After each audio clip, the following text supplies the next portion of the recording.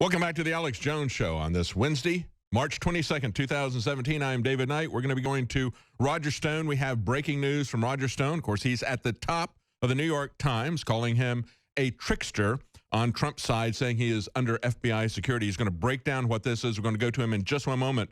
But before we do, I want to talk about this developing terror attack in London. We've had an individual who drove a car into pedestrians. At least 10 have been injured. They say 12 were attacked by a 4x4. And then a man got out with a knife, ran into Westminster, stabbed a police officer, and the police shot the man.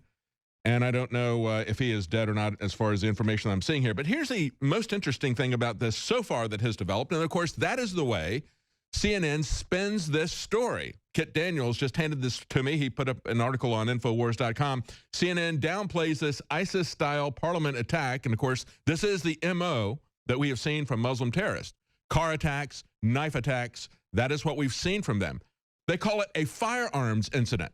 Well, it's not an incident. The police shot the man and stopped the attack. That's what we keep saying about firearms. But they report it as a firearms incident, even though it was a knife attack, a car attack. They call it a firearms incident.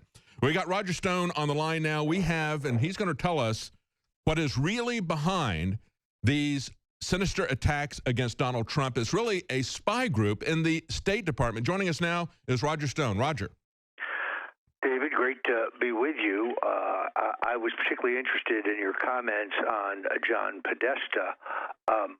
It's interesting that they want to now hyper-scrutinize Manafort. They don't want to look at Podesta. When I said in August in a tweet, Podesta's time in the barrel will come, meaning his shady business practices in the Eastern European part of the world would come under greater scrutiny. I was referring, interestingly, to a long memo I had gotten from Dr. Jerry Corsi, now heading your Washington Bureau, some of the best investigative stuff that I have seen about the inherent corruption of John and Tony. He urged me to look into some issues there. I published my own article in October. There's a whole spate of alternative conservative media stories that I'm referring to. Notice I didn't say hashtag WikiLeaks.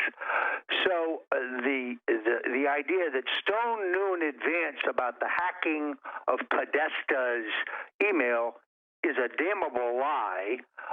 And you've got some chick out today in a David Brock-funded bot saying, Stone's alibi destroyed. No, it's not destroyed. Give me a chance to testify in open hearing for the House or Senate Intelligence Committee, and I will put to the lie to this Russian myth. But more importantly, David, we do have now the pieces coming together. You'll recall last time I was on with Alex, I talked about the slow motion coup, and many Americans may not have been paying attention. Back in, I think it was 2017, when Obama quietly authorized in a national defense authorization bill, essentially the Bureau of Fake News, meaning the Ministry of Truth. This is step one for to suppress a coup.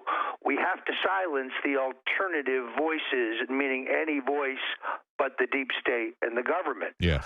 We see this in the attack on Infowars.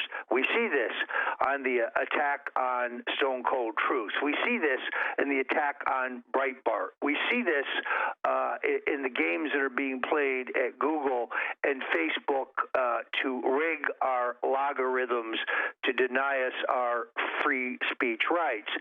It's ironic that the left, who talks so much about free speech in the First Amendment, now offers censorship Stalin style as their prescription. But this is all happening now. They're attacking Ron Paul as an agent of the Kremlin. Yes. John McCain attacked the patriotism of another senator. This is a blatant violation of the Senate rules. He should be censured for that. And that should have been a jump the shark moment. I think, as you're talking about how they're censoring Infowars and Breitbart and the press that is not friendly to the administration, they're using bots to shut people down.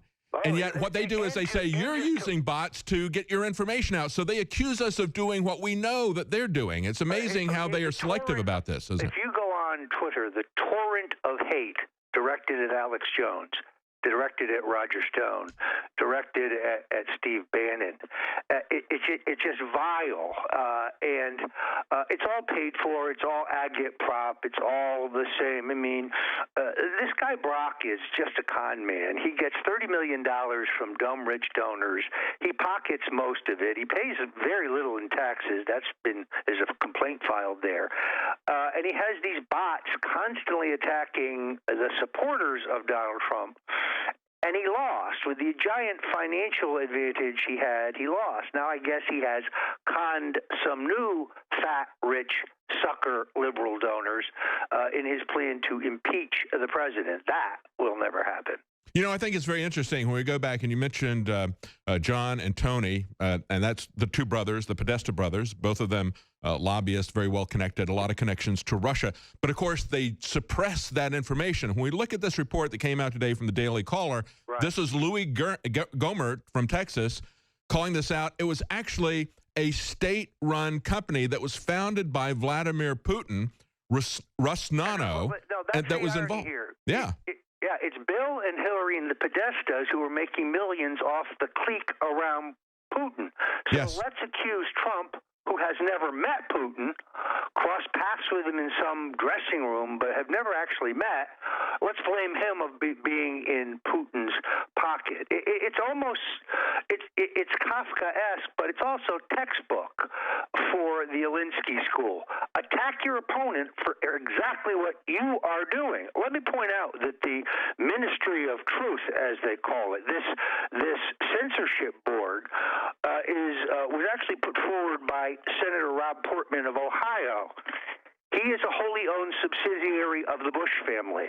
Mm-hmm. Mm-hmm. I mean, his breath smells like George W.'s derriere. Yeah, we have to understand that when they created this, he's a stooge for the deep state and the defense contractors. If you look at his campaign contributions, he's owned by the defense contractors and those who make millions on war. He pushed this secret plan through Congress, and now from a war room, the Justice Department, the State Department, other intelligence agencies have begun the crackdown. Alex Jones must be silenced. Roger Stone must be silenced. They're having conniption fits about the fact that Tucker Carlson's on Fox. They'd like to figure out some way to shut him down. Yeah, anybody who pushes against the neocon military-industrial establishment's agenda, who exposes information, they have to be shut down. As you pointed out, the connections to Rob Portman, it's the GOP that largely helped to pass this and put it into the NDAA.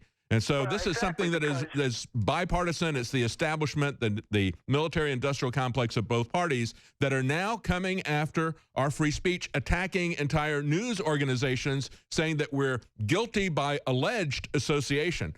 They're alleging association. They're not even saying you're guilty because you're associated. They're saying alleging this association and saying we need to take them down.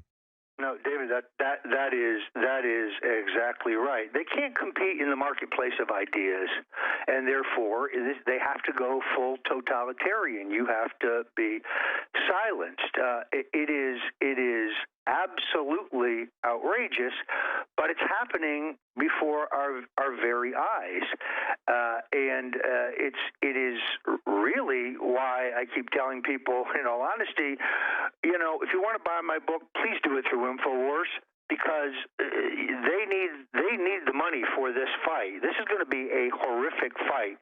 They intend to try to silence Alex Jones. I have at least 4 media questions from reporters wanting me to comment on the fact that Jones has been working with the Russians and that the Russians are taking his material by prearrangement and paying for its mass distribution by bots. Yeah. These calls are from fake news sites. Yeah, and this is something that's being thrown out there shamefully by the FBI director himself. And when you look at the double standard, and the fact that he's not going to enforce laws against Hillary Clinton when she creates multiple felonies, but he tells people at that time, don't you try this. That should have been the point at which this guy loses his job and or goes to jail. If law enforcement is not going to enforce the laws against certain individuals or certain classes of people, as we see with the sanctuary city sheriffs like we've got here in Austin, if they're going to do that, they're not law enforcement. They ought to be removed from office and or jailed. And when we look at what you're talking about here, Roger, we got the Daily Cause, of course, on the hard left, reporting on this, saying the FBI is investigating Breitbart and InfoWars for possible Russian collusion. Then they report what the FBI said, and then they say, one imagines that the timing of their articles would have been important for this plan to work.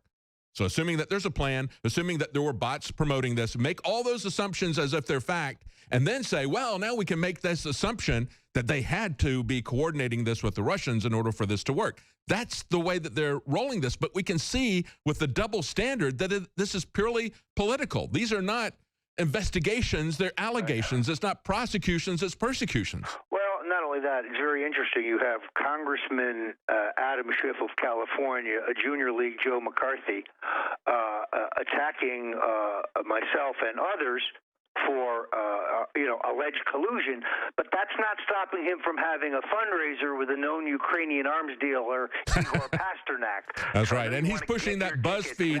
He's pushing that discredited BuzzFeed dossier. We'll be right back with Roger Stone. Stay with us.